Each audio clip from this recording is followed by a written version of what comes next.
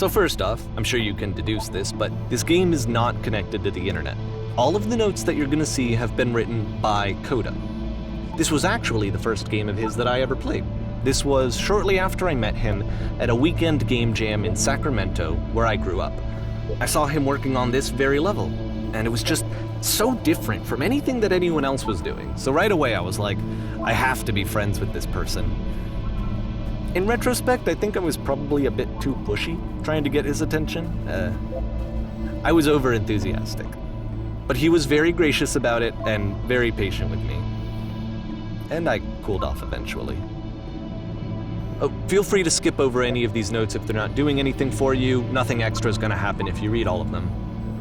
Either way, to me they convey a sense of loneliness. I see this person who's filled with thoughts and feelings and beliefs and has no way to express them except as scattered and unheard voices in a game that wasn't meant to be played.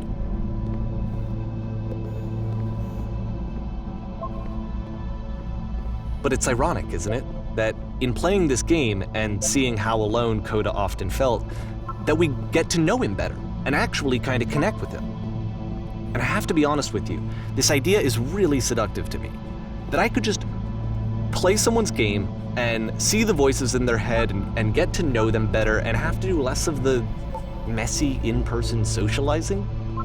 I could just get to know you through your work. I think this is why I always liked Coda's games so much, is because it felt like they let me have that connection. I felt as though he was inviting me personally into his world. And then I feel less lonely too. At the end of this level, we're going to see the puzzle again. And here, I'll tell you what I think the puzzle means.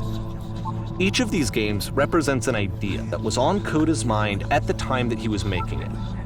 And the puzzle is a way of closing the door on a previous chapter of his life before moving on to the next one.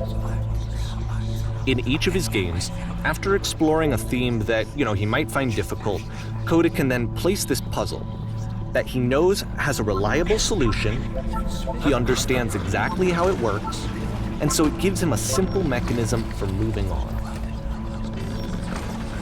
And because there's this dark area between the doors, a space between spaces, before you move on, you get to pause.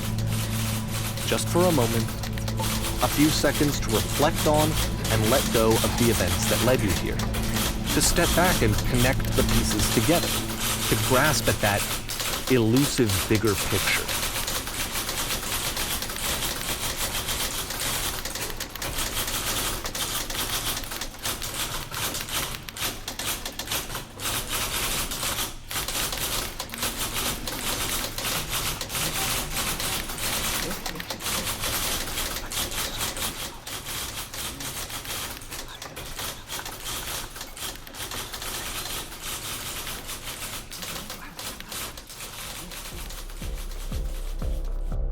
Okay, this one is tough.